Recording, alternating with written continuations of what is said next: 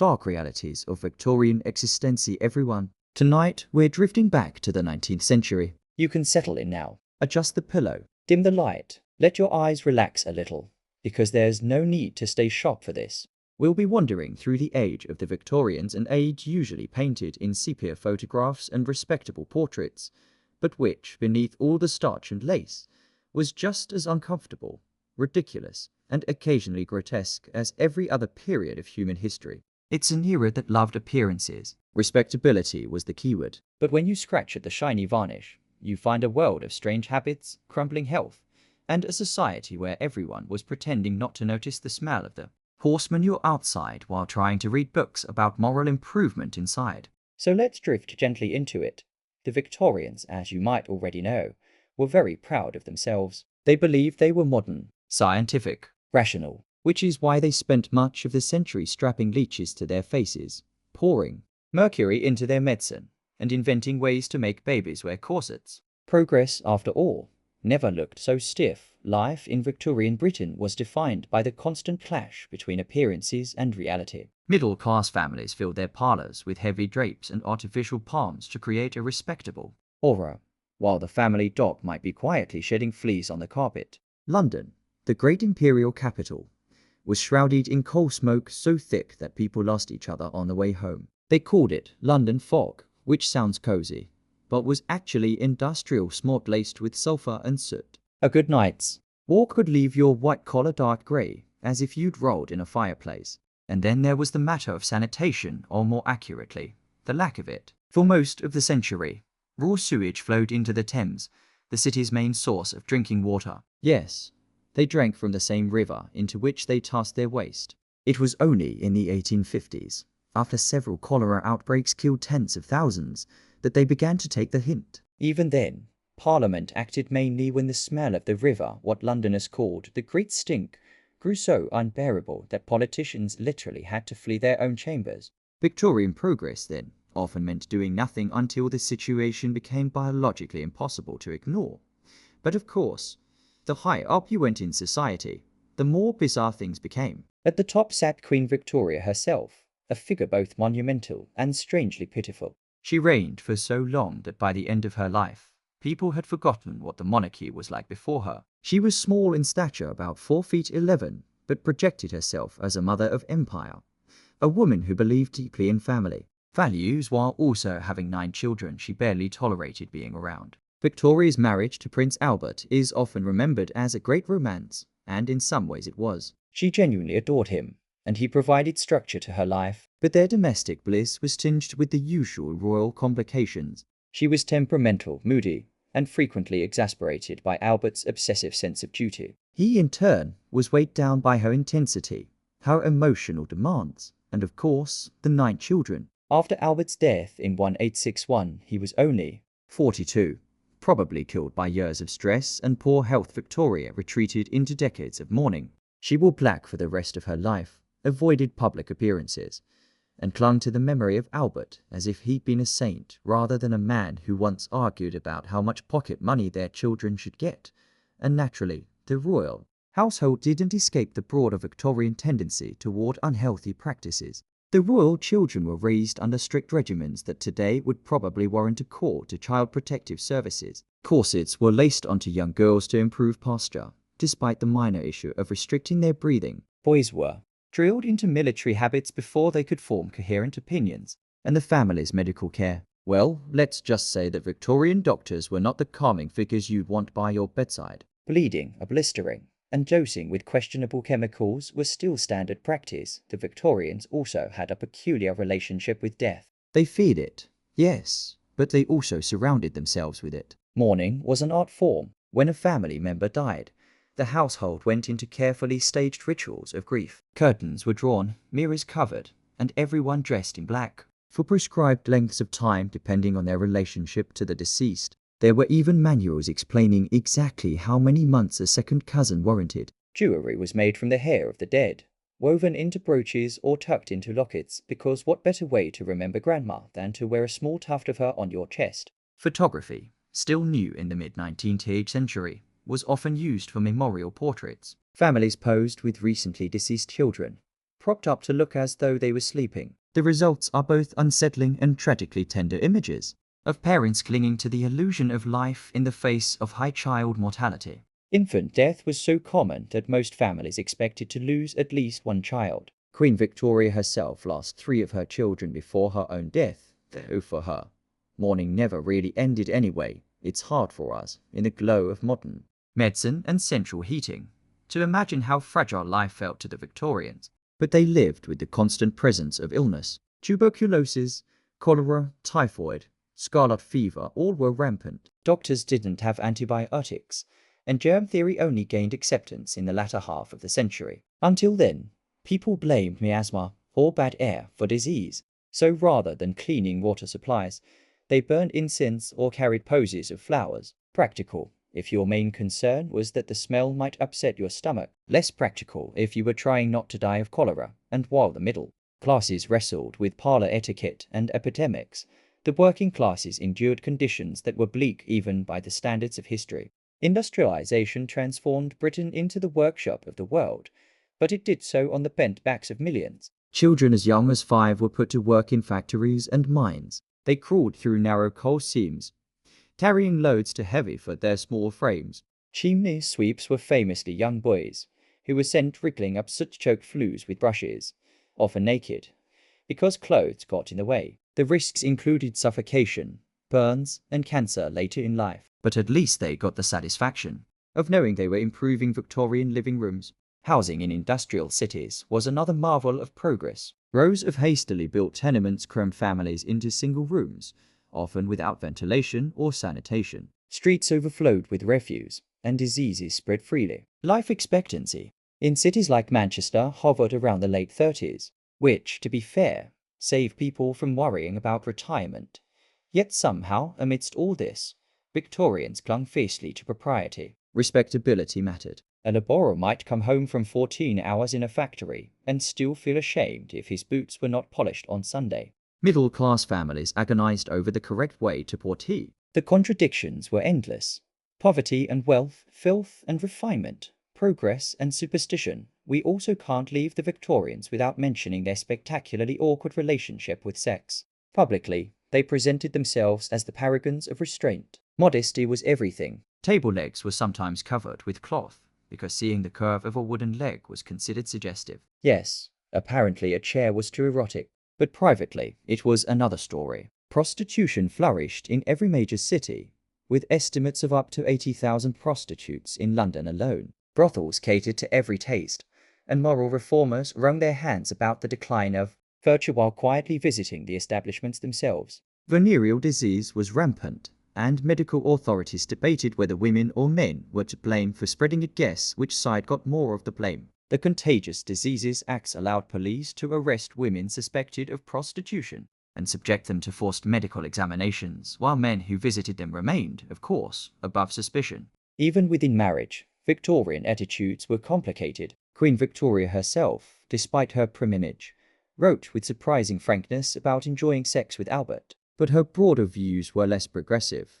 She opposed women's rights, including the right to vote, and had little sympathy for the early feminist movement. In her mind, women should be wives and mothers, preferably wives and mothers who didn't talk back. Through it all, the Victorians maintained their belief that they were the most advanced society in history. And in some ways, they were. They built railways, steamships, telegraphs. They expanded education. They made enormous strides in science and technology. But they also lived in a world where arsenic was sold as rat poison and face powder, often in the same shop. Whereas ENCs were fashionable among the upper classes, who enjoyed the idea of chatting with spirits while sipping tea, where doctors prescribed opium to children for teething, and no one batted an eye. Because if there's one thing European monarchies excelled at, it was turning a family tree into something that looked less like an oak and more like a tangled houseplant that hadn't seen sunlight in years. For centuries, the main strategy of kings and queens was to marry their cousins, and their cousins' cousins, and sometimes their nieces. The point was simple: keep the crown, the land, and the prestige inside the family. The problem, of course, is that when you marry your relatives often enough, you eventually stop producing heirs who look like human beings, and start producing heirs who look like experimental sketches for a wax museum. The most infamous of these dynasties was the Habsburgs. rulers of Austria, Spain, and various other territories. They became so committed to marrying within the family that their very faces began to change. The so-called Habsburg jaw was the most visible symptom, a long protruding chin, jutting out so far in some portraits that it looks like they were permanently preparing to headbutt someone. Let's drift first to Charles II of Spain, the final product of too much Habsburg enthusiasm for cousin marriages. Charles was born in 1661, and from the beginning, his life was a parade of misfortune. His parents were uncle and niece, already not an ideal starting point for genetics. By the time Charles came along, the family had accumulated so much shared DNA that it's estimated his genetic makeup was equivalent to that of a child born to siblings, which is rarely a recipe for robust health. Physically, Charles was frail. His jaw was so pronounced that he had difficulty chewing. He suffered from frequent illnesses, seizures, and an inability to walk or talk properly until much later than Other children. Court physicians, in an impressive display of medical understatement, called him the Bewitched. It wasn't meant as a compliment, yet despite his obvious limitations, Charles was King of Spain, which meant that important matters of state war, taxation, the Spanish Empire were technically his responsibility, though in reality they were handled by whichever court faction managed to keep him upright and weak. Charles himself was more preoccupied with religious rituals, endless masses, and a desperate search for someone to cure him of his ailments. Marriage, naturally, was a disaster. He married twice, once to a French princess and once to a German one, but produced no children. The simple reason was that Charles's body was not capable of it. Contemporary accounts describe him as impotent, weak, and increasingly unhinged. He spent much of his life convinced he was cursed, and in a way, he wasn't wrong. His family's obsession with marrying itself had doomed him from birth. When Charles died in 1700, at the age of 38, his autopsy revealed a body that was described as mass of corruption. His stomach was enormous and full of fluid. His heart was the size of a pea, and his testicles were described as atrophied. The Habsburg dynasty in Spain ended with him, collapsing into the War of Spanish Succession, which, in hindsight, might have been avoided if the family had occasionally considered marrying outside the immediate family reunion, but Charles II was only the most extreme case. The Habsburgs across Europe displayed the same facial traits, passed down generation after generation. Look at their portraits, and you'll see the long chin, the underbite, the heavy lower lip. Some look like ordinary people with slightly awkward features. Others look like caricatures of themselves. Take Maximilian I, Holy Roman Emperor in the late 15th century. He was one of the early Habsburg power players, known for his political savvy and love of hunting. His jaw was already distinct, though manageable. A few generations later, Philip IV of Spain had a chin so pronounced that painters had to soften it in portraits to avoid alarming viewers. By the time you get to Charles II, the family resemblance had turned into a full-blown genetic condition. It's tempting to laugh at the portraits, but in truth, it's a bleak story. These were people born into privilege yet trapped by the choices of their ancestors. Their health, their appearance, even their ability to rule, all of it was compromised by a system that valued blood purity over actual human vitality. Of course, the Habsburgs weren't alone in this habit. Other royal houses were just as entangled. The Bourbons of France, the Tudors of England, the Romanovs of Russia all preferred to keep their marriage alliances close, sometimes uncomfortably close. Consider the case of Cleopatra of Egypt centuries earlier, who married her own brother. Or the Ptolemies more generally, who turned sibling marriage into a dynastic tradition. The logic was always the same. No outsiders, which sounds sensible if you're protecting a fortune. Less so if you're trying to produce heirs who can survive to adulthood. Back in Europe, by the 16th and 17th centuries, the royal gene pool was starting to look more like a royal puddle. One of the consequences was hemophilia, a blood disorder that spread through European courts thanks to Queen Victoria herself. Victoria was a carrier of the gene, and she unknowingly passed it on to her descendants. Her son Leopold suffered from the condition, and through marriage, the disorder spread to the Russian Romanovs, where it would help shape the fall of the dynasty. Let's drift to Russia for a moment. The last Tsar, Nicholas II, had a son, Alexei, who inherited hemophilia through his mother, Alexandra, a granddaughter of Queen Victoria. Alexei's condition was severe. Even a small bruise could lead to internal bleeding that might prove fatal. The royal family lived in constant fear for his life. Enter Rasputin, the wandering mystic, who convinced Alexandra that he could heal the boy through prayer and mysterious influence. Modern historians suggest that Rasputin's success might have been due to something as simple as discouraging the use of aspirin, which, unfortunately, thins the blood. Whatever the case, his presence in the court sowed chaos, undermined trust in the monarchy, and gave revolutionaries plenty of material to work with, all of it, remember, traced back to Queen Victoria's gene quietly hitching a ride through Europe's most prestigious families. Once again, the quest to keep bloodlines pure had resulted in heirs who were anything but healthy. It's worth pausing here to appreciate just how fragile these royal bodies were. We tend to imagine kings and queens as towering figures, commanding armies and ruling empires. In reality, many of them were physically frail, emotionally unstable, or both. They were carried around palaces like delicate porcelain figurines, expected to embody the strength of nations while barely able to climb a staircase without wheezing.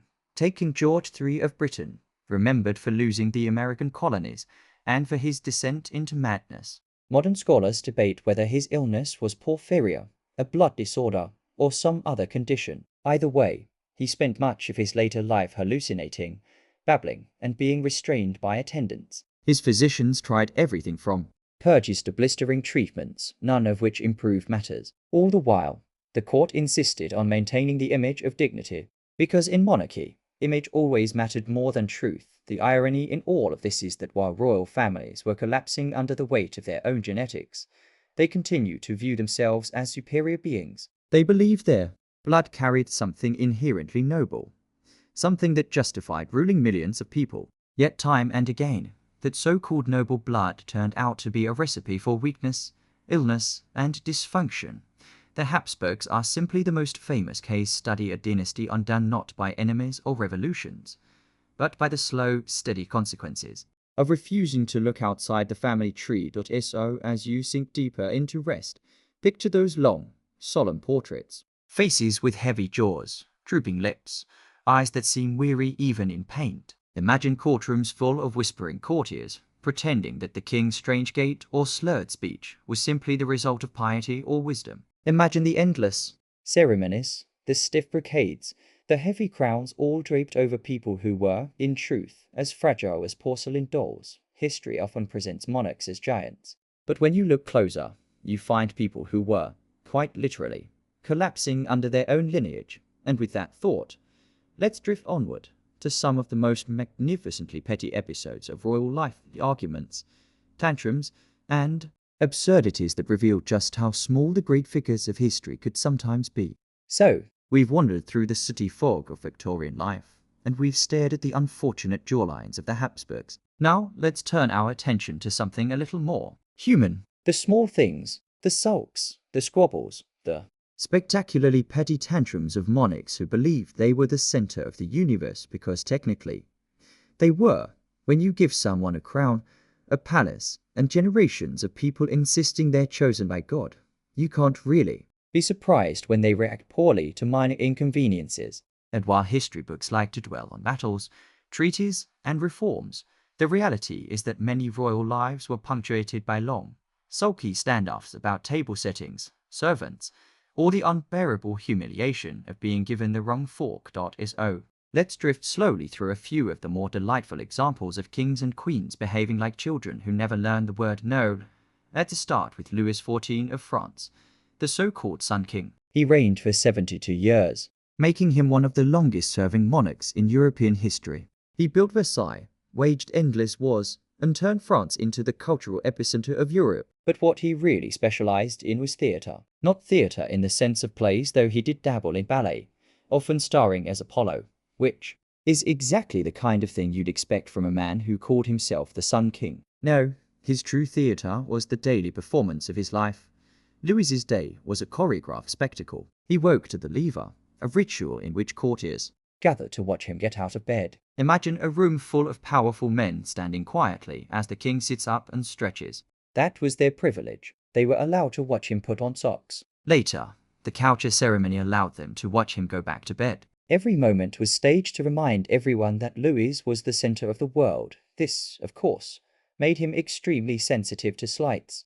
Something as small as being handed the wrong shirt by the wrong servant could trigger a crisis. Courtiers schemed for the honor of handing him his napkin or holding his sleeve as he dressed. If you were excluded from these duties, it was a sign Of disgrace. If you were granted them, your career was made. So Louis essentially turned getting dressed into a cutthroat competition.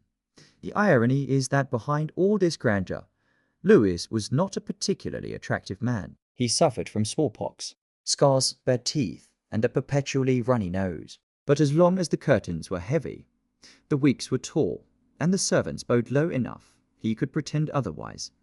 Drifting forward a century or so, we land in the court of Frederick William I of Prussia. Now, Prussia was a land famous for its discipline, its armies, and its rather joyless rulers. Frederick William fit the mold perfectly. He was nicknamed the Soldier King, and he adored military drill. He adored it so much, in fact, that he formed a personal regiment of exceptionally tall men.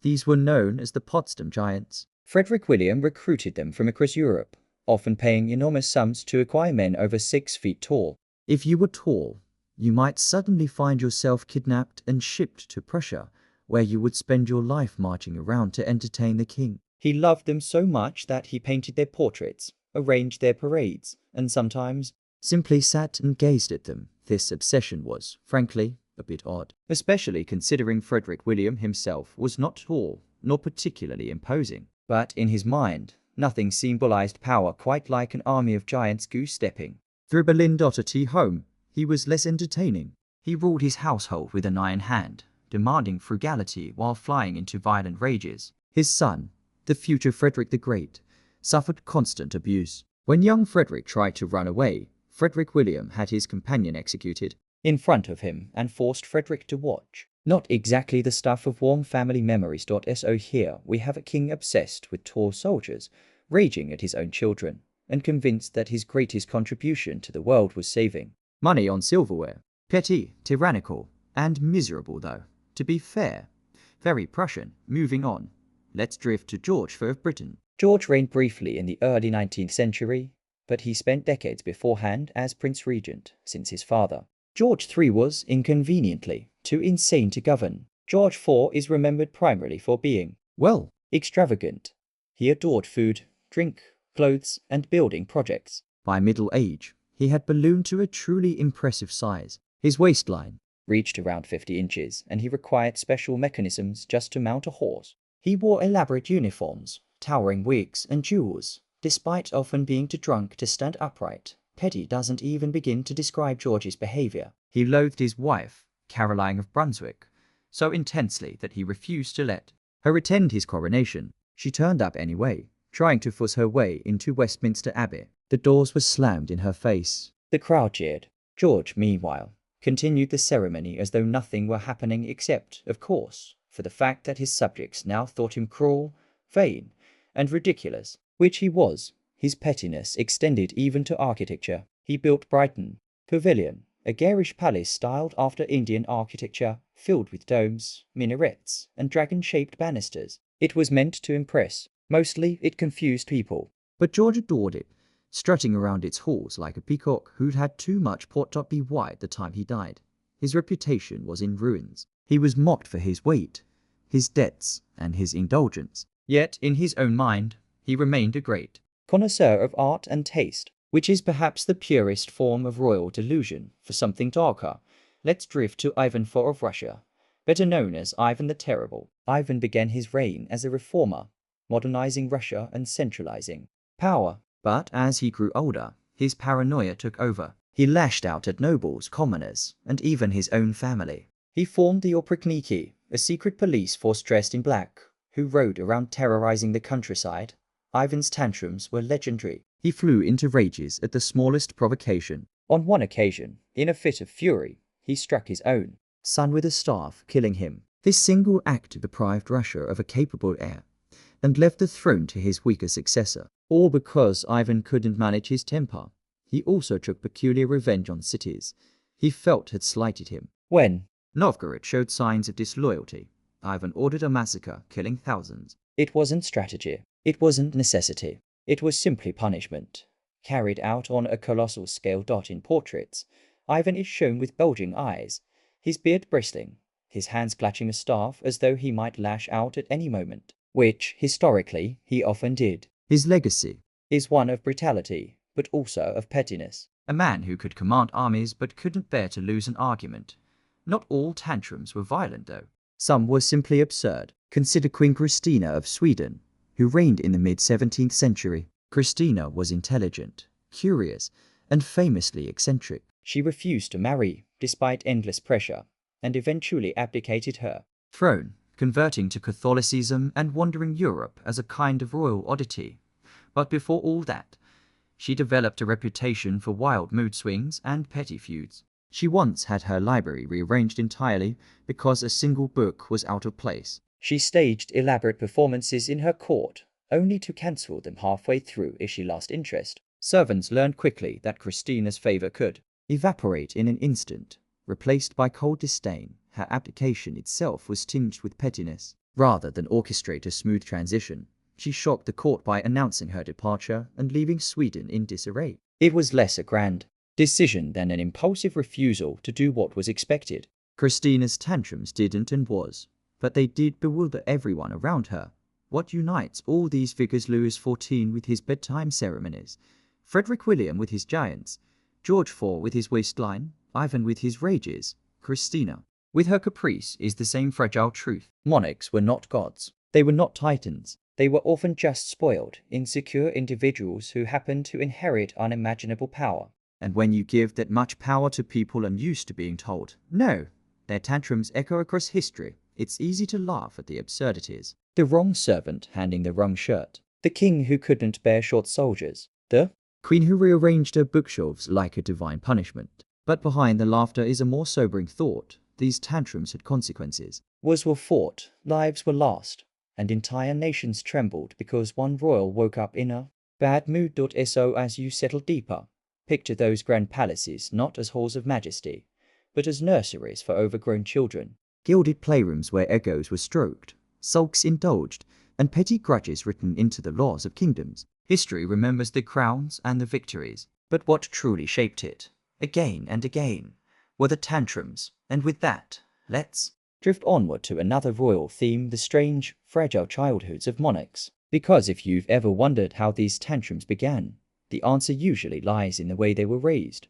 So far, we've met monarchs who were fragile from inbreeding, and monarchs who were fragile from being petty. But to really understand why kings and queens grew up to be so, let's say quirky, we need to look at how they were raised, because royal childhoods were rarely happy. They were rarely normal. Instead, they were carefully staged performances of education, ritual, and control. The heir to a throne wasn't treated as a child at all. They were treated as a symbol. And as with most symbols, they were polished, displayed, and occasionally dropped. So let's wander gently through some of history's sickliest nurseries, spoiled playrooms, and lonely royal cradles. First, let's drift back to Louis XIII of France. Born in 1601, Louis was the son of King Henry IV and Marie de Medici. He had everything a royal child could possibly want: fine tutors, silk bedding, endless servants. And yet, his upbringing left him timid, withdrawn, and perpetually unwell.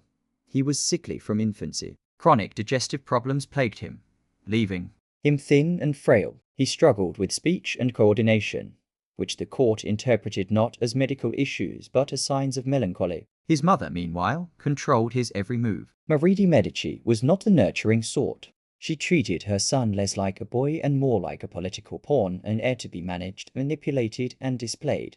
The result was a king who grew into adulthood without confidence, plagued by anxieties and obsessions. He became so terrified of illness that he carried medicinal powders everywhere. He spent hours in prayer, often weeping, convinced he was unworthy of God's grace. For France, this meant a monarch who relied heavily on advisors, most famously Cardinal Richelieu, because he was simply too frail and too hesitant to act decisively on his own. So from the cradle onward, Louis's life was a reminder that silks and servants don't guarantee strength. Sometimes they guarantee only weakness wrapped in satin.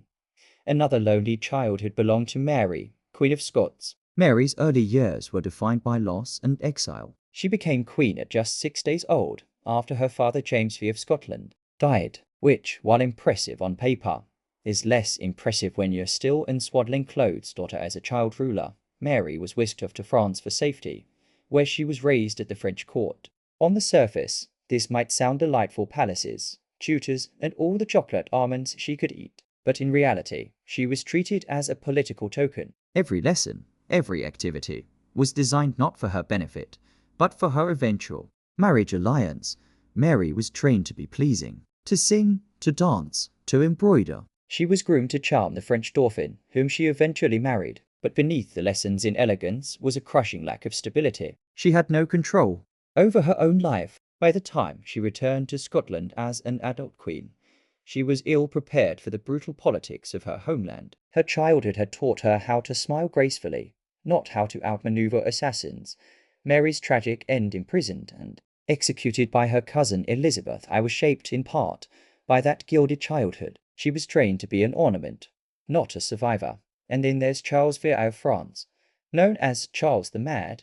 Born in 1368, Charles was pampered from birth, but like many royal children, his health was fragile. By the time he was king, he began suffering from terrifying bouts of psychosis. Sometimes he believed he was made of glass, so brittle that he might shatter at the slightest touch. He refused to let people approach him, wearing reinforced clothing to protect his body. Where did this come from? Modern historians suspect schizophrenia or possibly bipolar disorder, but the conditions of his childhood didn't help. He was indulged, isolated, and never given the emotional support of a stable family. His parents treated him like a political pawn, while courtiers whispered about omens and curses. By adulthood, the stresses of kingship collided with his fragile mind, producing breakdowns that left France leaderless. His reign became a tragedy of illness and manipulation, as rival factions used his madness as an excuse to seize power. All of which began with a boy who never really had a chance to grow up without pressure pressing in on him. Let's move north to Edward VI of England, the boy king. Edward was the only legitimate son of Henry VIII, and his entire existence was overshadowed by that fact. His father had torn England away from Rome, dissolved monasteries, and executed wives, all in pursuit of a male heir. Edward was the prize, the long-awaited boy. Naturally, he was coddled, celebrated, and burdened from day one. He was also sickly, thin, pale, prone to coughs. Edward looked less like the savior of a dynasty and more like a candle struggling to stay lit. Still, he was drilled relentlessly in religion and politics, expected to embody the Protestant future of England. When he became king at age 9, the reality set in. Edward was intelligent, yes, but far too young to rule. He relied entirely on regents who squabbled among themselves. Meanwhile, Edward's health declined. Tuberculosis ravaged his body, and he died at just 15. Henry VIII had overturned an entire kingdom to produce a son, only for that son to die before reaching adulthood. It was one of history's grimmer ironies, and another example of a royal childhood doomed from the start. Spoiling could be just as damaging as sickness.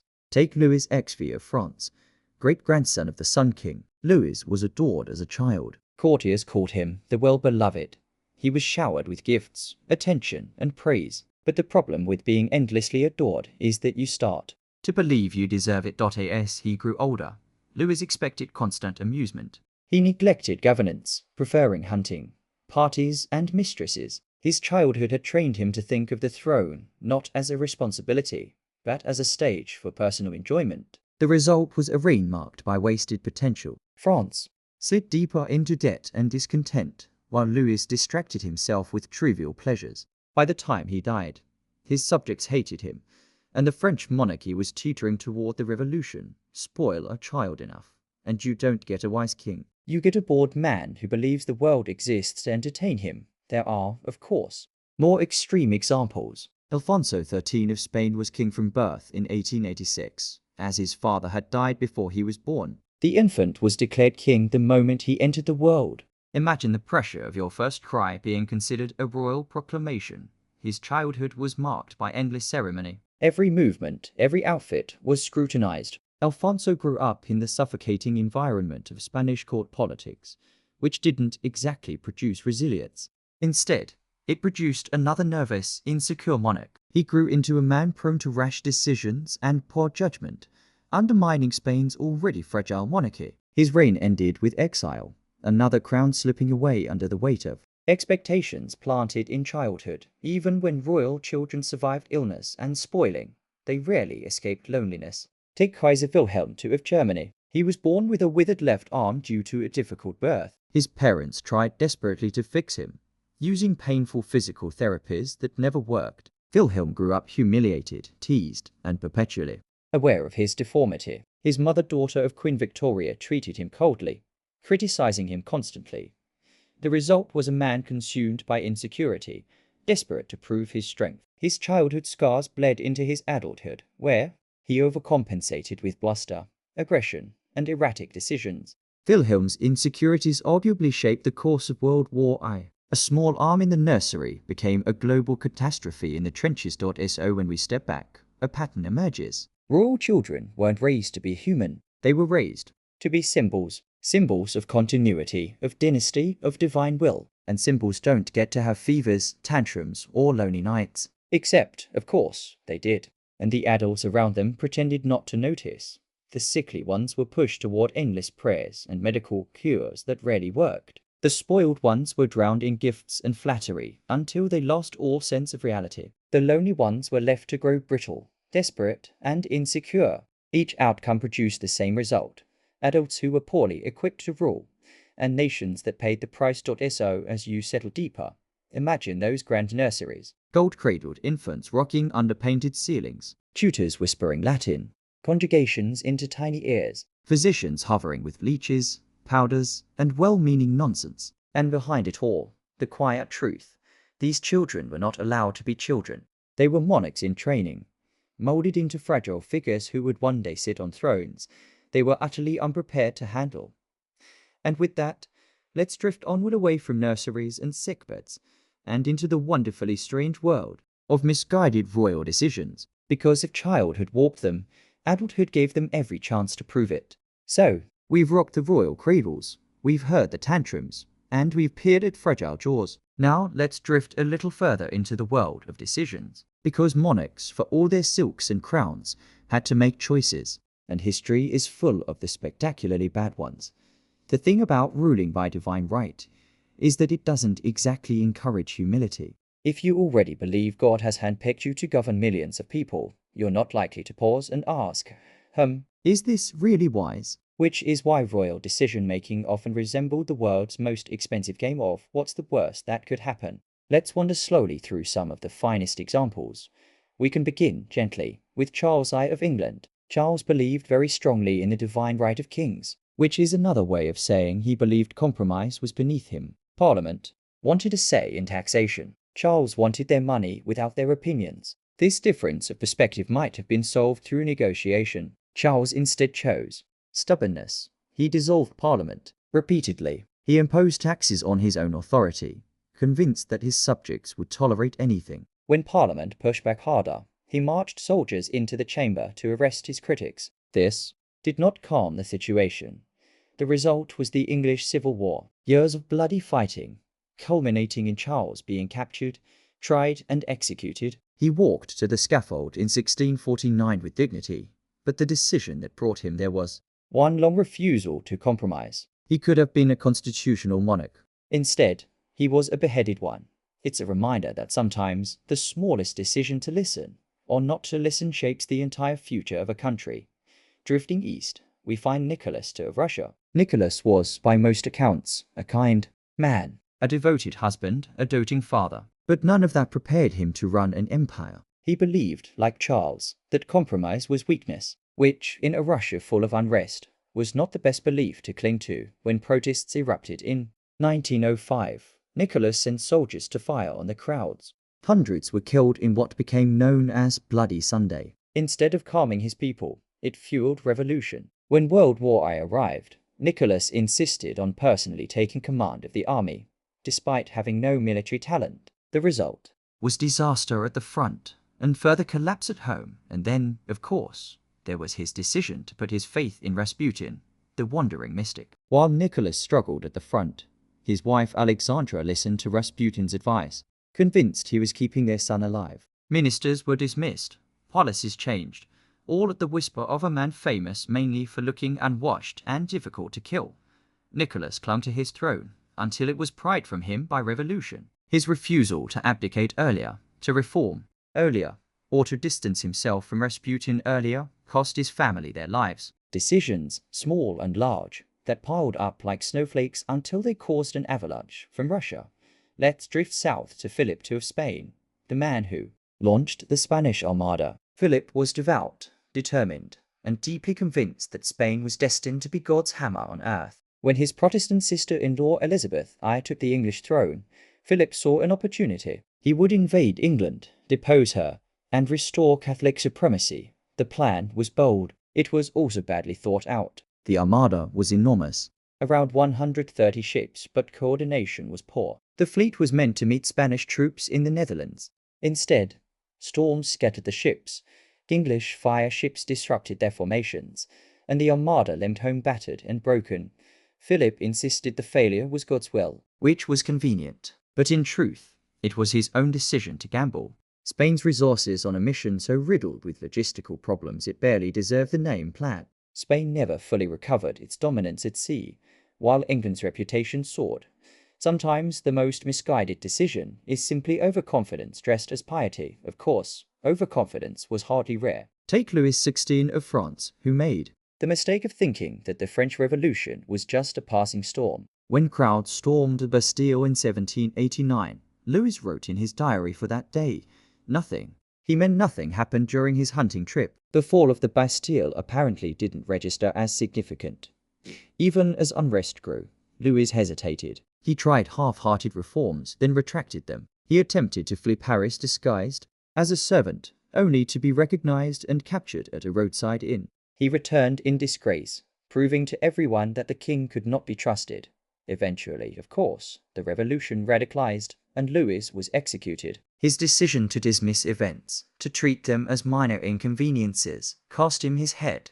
A few timely reforms might have saved the monarchy. Instead, Louis treated history like a rabbit hunt, noting in his journal only whether he'd bagged anything for dinner. If you want something more eccentric, consider Christian VII of Denmark. Christian became king in the 18th century. He was unstable from the start, plagued by paranoia, erratic behavior, and bizarre decisions. He dismissed ministers at whim, sometimes replacing them with complete nonentities. He was known to run through the palace naked, hitting people with canes. His reign might have descended entirely into chaos, were it not for the rise of his physician, Johannes Struensee, who effectively governed in his name. But here's where the misguided decision comes in. Christian allowed Struensee too much influence.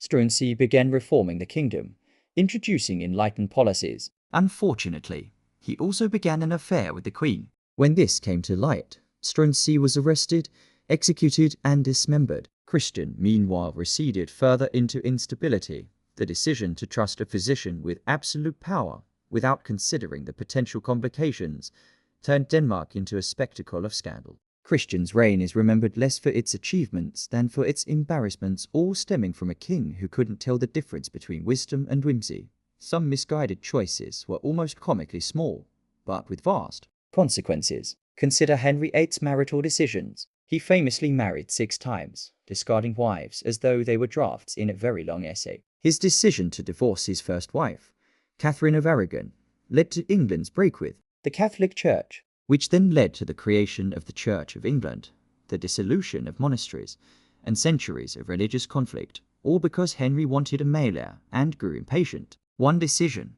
one personal sulk, and suddenly half of England's churches were being smashed apart for their gold and relics. Later marriages fared no better. His marriage to Anne of Cleves, arranged by portrait, collapsed when Henry decided she was unattractive. His solution: annul the marriage and execute the minister who suggested it. Poor Thomas Cromwell, another life, another kingdom's stability, undone by Henry's personal whims.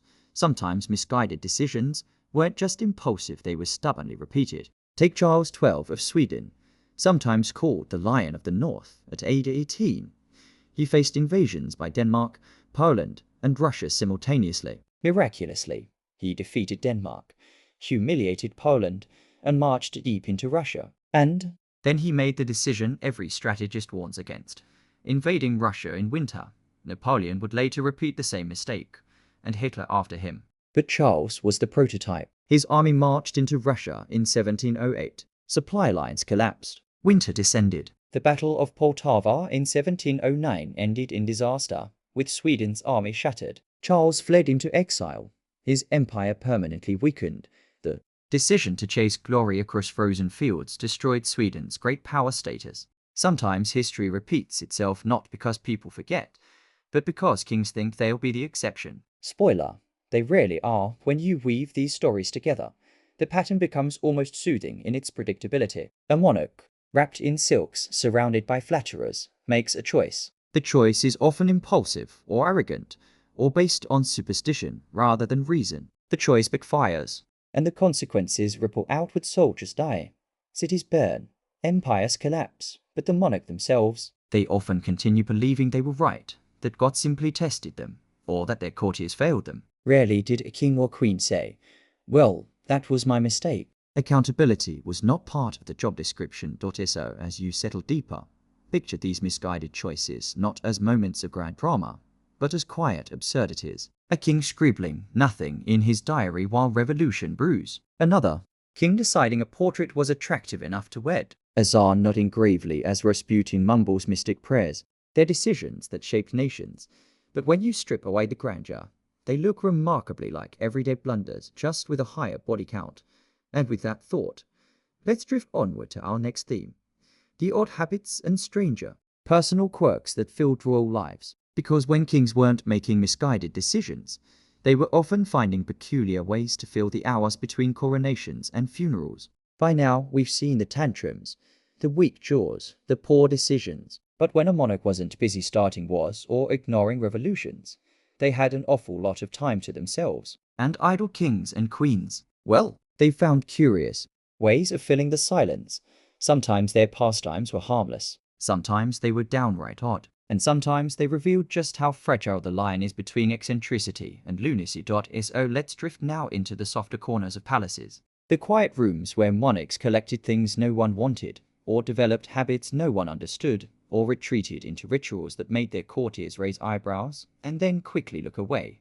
We can begin gently with Louis XIV of France. The Sun King. Louis filled Versailles with endless ceremony. Rising in the morning was a full performance. He would awaken to courtiers standing around his bed, competing for the honor of handing him his shirt. Eating dinner was also ceremonial. He dined in public, with hundreds of nobles watching him chew.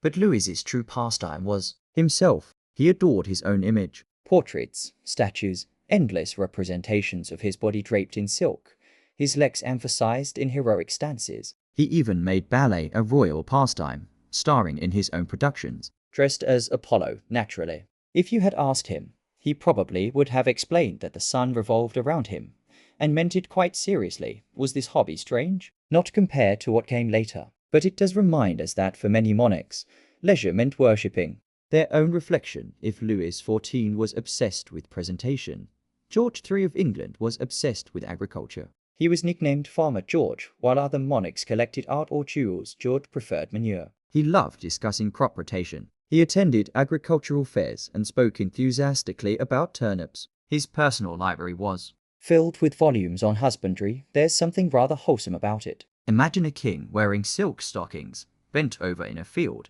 happily examining a rutabaga. Courtiers would whisper about the latest scandals at court, and George would beam about new plough designs. Of course, his later bouts of madness overshadowed his reputation.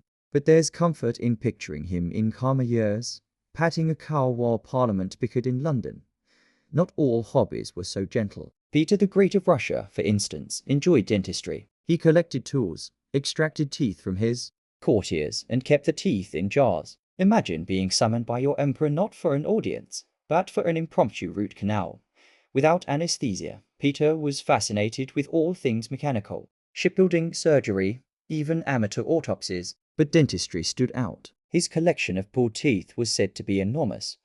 Some yanked voluntarily, others less so. A truly imperial pastime, combining curiosity with just a touch of cruelty. Meanwhile, Philip V of Spain developed an unusual attachment to his pajamas. After inheriting the throne in the early 1700s, Philip fell into deep depression. At times, he refused to change clothes for weeks. He stopped grooming, stopped performing his duties, and often wouldn't leave bed. Courtiers would find him cold in blankets, mumbling prayers or refusing to speak at all when he did emerge. He sometimes repeated the same phrases endlessly, or insisted he was dead, or claimed he was made of glass.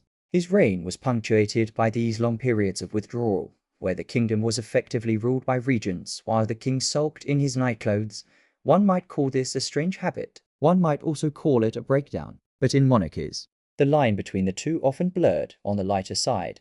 Frederick the Great of Prussia adored playing the flute. He built an opera house in Berlin, spent hours composing music, and often performed for small gatherings. In many ways, he longed to be a musician more than a king, or interrupted his concerts. But whenever possible, he slipped away to play. Sonatas.it wasn't the strangest hobby in history, but it does provide a contrast. His soldiers marched and bled, while Frederick gently tooted on his flute in candlelight. A kingdom balanced precariously between cannon fire and chamber music. And then there was Queen Christina of Sweden. Christina abdicated her throne in 1654, shocking Europe. But long before that, her habits raised eyebrows. She disliked traditional feminine roles, dressed in men's clothing, refused to marry, and filled her palace with scholars, artists, and the occasional stuffed animal in the taxidermy sense, not the plush toy. She had a habit of collecting curiosities, fossils, odd manuscripts, peculiar objects from around the world. She also loved philosophy, which in royal terms was considered only slightly less suspicious than witchcraft. After abdicating, she roamed Europe, scandalizing hosts. Wherever she went, her pastime was, essentially, defying expectations. A dangerous hobby for a queen, but a fascinating one for us to observe centuries later. If Christina filled her palace with books, Emperor Rudolf II of the Holy Roman Empire filled his with everything. Rudolf ruled from Prague in the late 16th century. He was fascinated with alchemy, astrology, and all manner of occult sciences. His court became a gathering place for mystics and charlatans. He collected mechanical devices, rare animals, paintings, minerals if it was odd. Rudolf wanted it. His collections became legendary. A cabinet of curiosities overflowing with objects that made little sense together. A stuffed dodo beside an automaton, a crystal skull beside a planetary model. It was less a collection than a visible record of an emperor's restless mind. Rudolf himself was melancholy, prone to depression, often withdrawing from politics to tinker with his collections. In the end, his strange habits consumed him more than his empire did. But they left us with one of the most eclectic royal hobbies in history. Collecting everything under the sun, whether useful or not. Moving forward in time, we meet Queen Victoria, whose private hobbies contrasted with her very public sternness. She adored sketching. Pages and pages of watercolors, often of her children, her dogs, or quiet landscapes. She also kept an enormous collection of journals, filling volume after volume with her thoughts. But perhaps her most peculiar pastime was her relationship with her servants. After Prince Albert's death, she grew intensely attached to her Scottish attendant, John Brown, so attached that rumors spread about the nature of their bond. She let him speak to her with shocking informality, even allowing him to call her woman. For a queen who demanded strict etiquette from everyone else, this was deeply odd. Later, she formed a similar attachment to her Indian servant, Abdul Karim. Again, courtiers were scandalized, but Victoria was unmoved. Perhaps her strangest pastime, then, was simply choosing companions that bewildered her court and delighting in the confusion. We should also mention Emperor Nero of Rome, who believed his true calling was performance. Nero fancied himself a great artist. He sang, acted, and even competed in Greek athletic games. Except, of course, he always won because who would dare let the emperor lose? He forced senators to sit through his long performances. Imagine being a tired Roman noble, trapped for hours as Nero warbled on stage, applauding until your hands stuck, because failing to clap enthusiastically enough might cost you your head. For Nero, ruling was a side job. His real hobby was fame. Unfortunately, his empire was less enthusiastic about his artistic career than he was. We've wandered through tantrums, through fragile bloodlines, through peculiar habits, but all royal stories eventually reach the same point. Not with a sudden crash, but with a long, slow unraveling, because dynasties rarely collapse all at once. Instead, they drift downward like a candle guttering out. A little more smoke each year. A little less flame. Courtiers notice it. Foreign rivals sense it. but the royals themselves often carry on with routines, convinced the old order will somehow last forever. So tonight, let's drift gently into those fading centuries. the dynasties that lingered past their prime, stumbling through decline, until history quietly took their crowns away. A natural place to start is the Habsburgs of Spain. We've already met Charles to the last of the line. His body bore the full cost of centuries of inbreeding. But the dynasty itself had been declining long before his birth. Spain in the 16th century was a superpower. It had gold from the New World, vast armies, and more titles than it could fit on a coin. But by the 17th century, it was sinking. Was drained the treasury. Inflation from American silver made the economy unstable. The empire was technically enormous, but stretched thin and poorly managed. Meanwhile, the kings themselves seemed increasingly fragile. Philip III was indecisive. Philip IV preferred theatre to governance. Charles II, as we know, was barely capable of speech for much of his reign. By the time he died childless in 1700, Spain was less a mighty empire and more a tired relic, its power passing into the hands of the Bourbons. A dynasty doesn't get a funeral. It just stops. And so the once great Habsburg line of Spain dwindled to silence. Then there's the Bourbon dynasty in France. It had once seemed immortal. Louis XIV, the Sun King, strutted across Europe as though Versailles itself generated gravity. His heirs inherited dazzling wealth, glorious palaces, and the illusion of eternal grandeur. But illusions are fragile things. By the reign of Louis XVI, the treasury was hollow, the nobles complacent, and the peasants angry. While Louis debated small reforms, the country's social fabric unraveled beneath him. The decline was not quick. It stretched across decades of bad harvests, rising taxes, and missed opportunities. But in the end, it reached a guillotine in a public square. The dynasty stumbled on afterward, restored for a time in the 19th century, but never with the same conviction. The Bourbon name still lingered, but the spell of divine right was gone. Dynasties don't just lose their crowns. They lose the belief that the crown matters across the channel. The Stuarts of England provide another example. They began with James I, who fancied himself a philosopher king. They lurched through Charles I, who managed to provoke civil war and lose his head.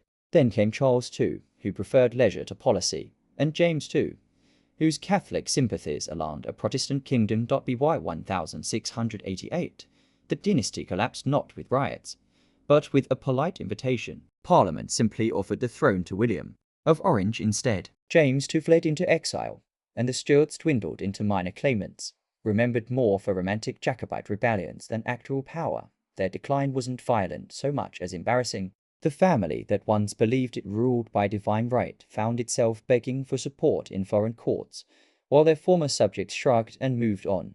Sometimes dynasties decline not through politics, but through sheer exhaustion. Consider the Ottoman Empire. For centuries, the sultans commanded vast armies, controlled trade routes, and terrified Europe. But by the 17th and 18th centuries, the empire slowed. Military defeats chipped away at its prestige. Administrative corruption spread, and at the very top, the sultans themselves often lived like shadows. After years of palace intrigue, a system emerged where heirs were confined to the palace until it was their turn to rule. This produced rulers with little experience of the outside world, men who had spent decades in luxurious cages, emerging as sultans with little sense of governance. The decline lasted centuries. A slow erosion, empire by empire, until the once mighty Ottomans were referred to as the sick man of Europe. It is almost the textbook case of dynastic fading. Not a sudden collapse, but a long, inevitable sag toward irrelevance. The Romanovs of Russia followed a similar pattern, though their end was more dramatic. For 3 centuries, they clung to power, even as reforms failed and unrest simmered. Nicholas II, the last Tsar, was a gentle man by personal temperament. Unfortunately, he was also indecisive, poorly suited to crisis, and guided by mystics rather than ministers. As Russia industrialized unevenly, social tensions grew unbearable. The monarchy, still presenting itself as holy and untouchable, appeared increasingly out of step with reality. By the early 20th century, the Tsar's family lived in secluded luxury while revolution brewed outside the palace walls. The Romanovs' decline stretched across decades, marked by wars, strikes, and hesitant reforms that came too late. When it ended violently in a basement in Ekaterinburg. But the long unraveling had been visible to anyone who cared to look closer to home. The Hanoverians in Britain illustrate a quieter decline. George and George II had ruled with authority. George III tried, but his madness weakened the crown's role. By the time of George IV, the monarchy was little more than a ceremonial showpiece. Parliament, not the crown, truly governed. George IV himself was extravagant, vain, and deeply unpopular. William IV was eccentric. By the time Victoria inherited the throne, the monarchy had adapted less power, more spectacle. The Hanoverian line itself blended into the Saxe-Coburg and Gotha dynasty, later rebranded as Windsor during the First World War. This was not a collapse, but a transformation. The crown survived, but as decoration rather than direction, a dynasty fading into polite irrelevance. And then there's the Qing dynasty of China. At its height, the Qing ruled a vast, diverse empire. But by the 19th century, pressures mounted. Foreign powers forced humiliating treaties. Rebellion spread within. Corruption weakened the administration. The emperors themselves seemed increasingly detached. Some were more concerned with personal comforts than with reform. Court rituals grew elaborate while the empire itself decayed. By the early 20th century, the dynasty was hanging on by threads. The last emperor, Hui, was a child when he ascended. He reigned in name only, a puppet of stronger forces, until even that faded. The Qing did not fall in a blaze of glory. It slipped into the 20th century as a relic, until it was finally brushed aside. Another dynasty that lingered too long in its own reflection. When you step back, the pattern is clear. Dynasties don't die suddenly. They drift into decline, sometimes for centuries. Power leaks away. Belief evaporates. Monarchs retreat into hobbies or illusions, while real authority shifts elsewhere. What's left behind is usually ceremony. Titles without teeth. Palaces without purpose. Or, at times, nothing at all, just a story in history books, a name in genealogies. There is something almost comforting in this slow fading. The grandeur and drama may dominate the middle chapters of a dynasty, but the final pages are usually quiet. A confused king mumbling in his bedchamber. A queen sketching in her journal. A young emperor playing while ministers ignore him. History rarely ends with fireworks. More often, it ends with a sigh, and so we drift back from the long declines. We've wandered through tantrums and fragile children, through strange hobbies and peculiar collections, through dynasties that clung on too long, until history quietly closed the door. Tonight's journey has been less about crowns and conquests, and more about the people behind them. Fragile, eccentric, misguided, but always human. The strange truth of monarchy is not its grandeur, but its vulnerability. How easily the crown slips, how slowly dynasties dim. So as you settle deeper into rest, picture it, the last candle flickering in a palace window. A dynasty fading, not with thunder, but with silence. History drifting gently into sleep, just as you are now. Good night.